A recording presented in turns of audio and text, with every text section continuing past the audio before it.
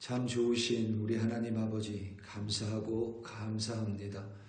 우리 아버지 하나님께서 오늘도 신실하게 우리를 지켜주시고 또 우리를 붙들어 주시며 오늘도 말씀으로 우리를 먹이시니 그리하여 오늘도 하나님과 함께 동행할 수 있으니 참으로 감사드립니다. 아버지 하나님을 믿는다 하면서도 우리 마음속에 흔들림과 갈등과 때로는 떨림이 있음을 고백합니다. 그것이 없는 것이 믿음의 모습이 아니라 그러한 떨림과 흔들림이 있음에도 불구하고 때로는 의심이 찾아들음에도 불구하고 여전히 하나님을 바라보며 하나님의 말씀을 붙들고 하나님을 향하여 걸어가는 것이 믿음입니다. 오늘도 살아가며 마주하는 갈등들 또 그 속에서의 흔들림과 떨림 속에서도 여전히 하나님께 하루를 의탁하며 나를 하나님께 의지하며 떨림과 흔들림 속에서 걸어가는 우리들이 되게 하여 주시옵소서. 그리하여 하나님을 바라보고 오늘도 승리하는 우리 한 사람 한 사람으로 인도하여 주시옵소서. 감사합니다. 예수님의 이름으로 기도드립니다.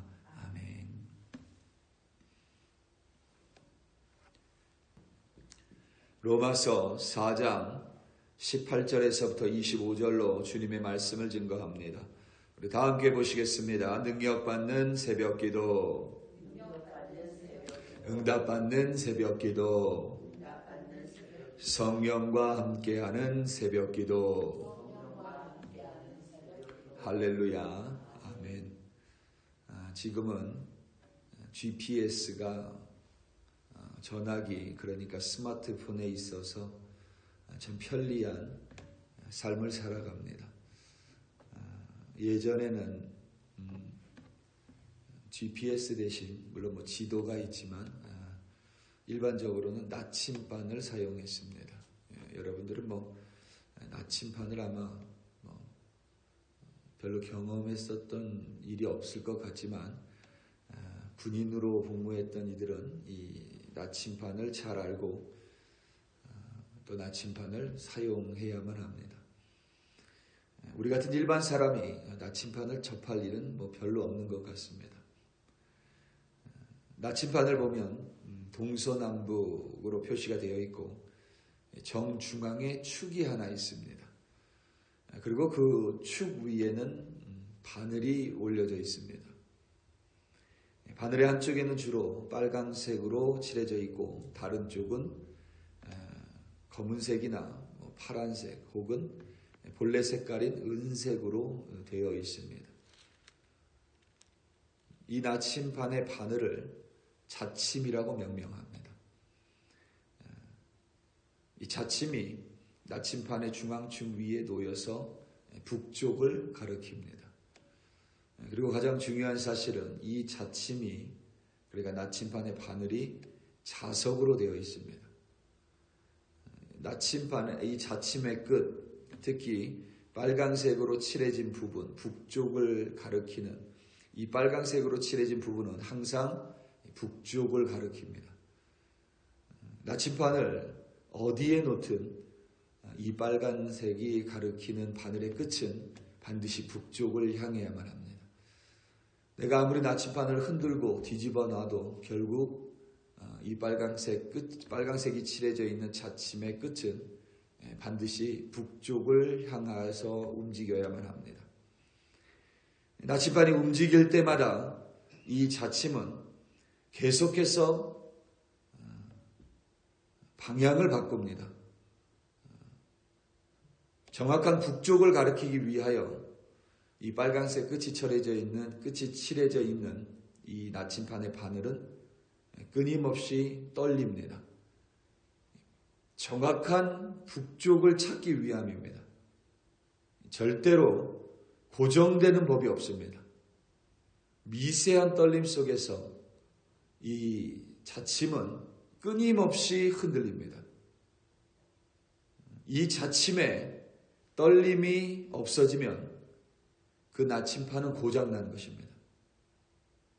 그 나침반은 사용할 수가 없습니다. 자침이 움직이지 않으면 그 나침반은 고장났기 때문에 문제가 있고 그 끝에 미세한 떨림이 없기에 오히려 항상 일정한 방향을 향해 고정되어 있습니다. 문제는 그것이 북쪽이 아니라는 데에 있습니다. 그리고 그런 나침판은 더 이상 사용할 수 없기에 폐기 처분해야만 합니다. 우리의 믿음이 그와 같습니다. 하나님을 향한 우리의 믿음은 나침판의 바늘, 이 자침과 같습니다. 자침이 움직이지 않으면, 그 끝에 미세한 떨림이 없다면 나침판이 고장난 것처럼 어쩌면 우리 믿음도 죽은 믿음일 수 있습니다. 어떤 누구도 자신의 믿음을 100% 확신하는 이가 없습니다. 그런 사람이 있다면 오히려 더 위험해 보입니다. 우리의 믿음의 대상인 하나님에게 어떤 문제가 있어서가 아니라 북쪽에 항상 자침이 북쪽에 항상 고정되어 있듯이, 북쪽이 항상 고정되어 있듯이 하나님은 언제나 변함이 없으십니다. 변할 수 없는 분이 우리 하나님이십니다. 문제는 우리입니다. 우리 내면은 우리가 생각하는 것처럼 단단하지 않습니다. 언제든지 좌우로 흔들리고 오르락 내리락 합니다. 외부의 작은 소요에도 내 마음은 크게 요동합니다. 산들바람에도 휘청거립니다. 나만 특별히 무언가 부족한 것이 아니라 보편적인 사람의 모습입니다. 인도의 시장통에서 병자와 과부, 그리고 고아와 일평생 더불어 살았던 마더 테레사 또한 자신의 믿음을 의심한 적이 있습니다. 어떤 면에서 늘 갈등하고 고민하며 그 믿음의 길을 걸어갔습니다. 바울 사도는 그래서 빌립보 교회의 성도들에게 두렵고 떨림으로 구원을 이루라고 증거했습니다. 떨림이 없는 믿음은 정상적인 믿음이 아닙니다. 오히려 미세한 떨림 속에서 우리의 믿음은 점점 더 견고해져 갑니다. 그게 믿음의 여정입니다. 지나치게 확신할 때 우리는 자칫 내 고집에 빠지고 때로는 내가 확신하는 바를 하나님의 말씀보다 더 우선시할 때가 생깁니다. 오히려 우리의 믿음은 하나님을 향해서, 북쪽을 향해서 끊임없이 떨리는 바늘처럼 하나님을 향해서 끊임없이 떨릴 때에 오히려 정확한 하나님을 찾아갈 수 있다고 생각합니다. 바울 사도는 아브라함의 믿음을 칭송했습니다. 그의 믿음이 그에게 의로 여겨졌다라고 힘주어 말했습니다. 오늘 본문 18절에서부터 22절입니다. 아브라함이 바랄 수 없는 중에 바라고 믿었으니 이는 내 후손이 이 같으리라 하신 말씀대로 많은 민족의 조상이 되게 하려 하심이라.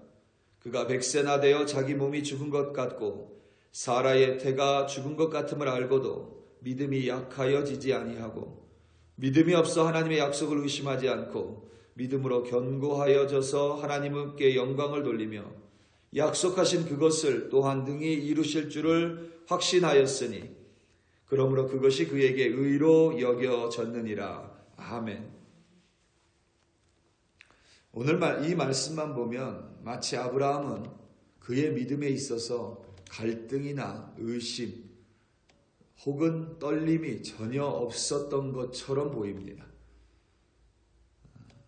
아브라함은 바랄 수 없는 중에 바랬습니다. 영어 표현이 재밌습니다. 뉴 아메리칸 스탠다드 버전을 보면 이렇게 되어 있습니다. In hope, against hope. 그러니까 소망을 할 수 없을 때, 소망할 수 없었지만 소망했다는 뜻입니다. 아브라함은 아들을 소망할 수 없었습니다. 그의 나이는 고령이었고 아내 사라는 임신할 수 없는 상태였습니다. 후손을 소망할 수 없었습니다.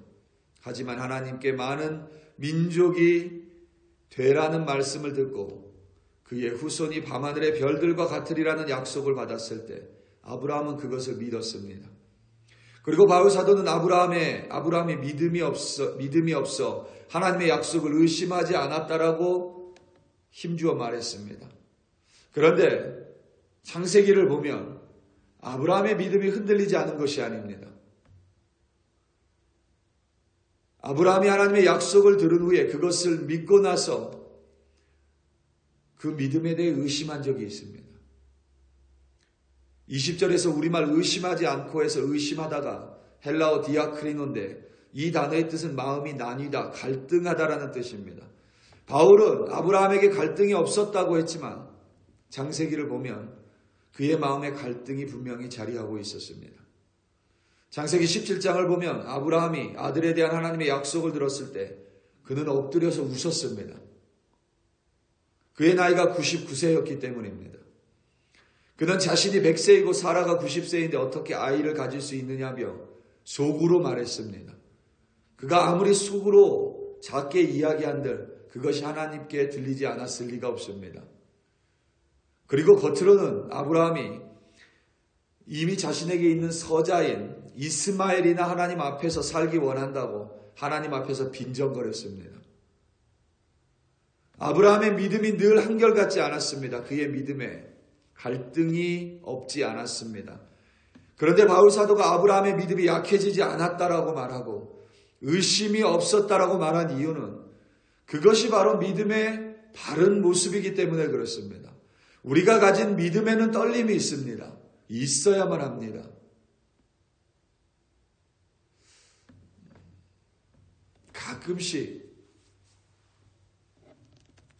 가끔씩 사람을 만나서 자신의 구원을 너무나도 확신하는 이들을 보면 가끔 염려가 됩니다. 어쩜 저렇게 자신의 구원을 확신할 수 있을까? 물론 예전에는 그렇게 배웠습니다. 지금 죽어도 천국 갈 수 있냐 없냐 그 대답을 하지 못하면 지옥에 간다라고 이야기하신 목사님들이 많습니다. 그렇기 때문에 우리는 자동적으로 이야기합니다. 확신이 있다고. 그런데 지금 이 세상의 그리스도인들과 교회를 보면서 과연 천국에서 조우할 수 있는 사람은 몇 명이나 될까? 과연 그 중에 나는 끼어 있을 수 있을까? 나는 정말 하나님이 기뻐하시는 믿음으로 이 세상을 살고 있을까? 라는 고민을 한 번씩 하게 됩니다. 아무리 노력을 해도 안 되는 것을 알고 예수 그리스도를 붙들고 또 붙들고 살아감에도 불구하고 늘 예수님의 십자가 앞에 너무나도 부끄럽기 때문에 그렇습니다. 한국에서 종교를 탄압한다고 이야기합니다.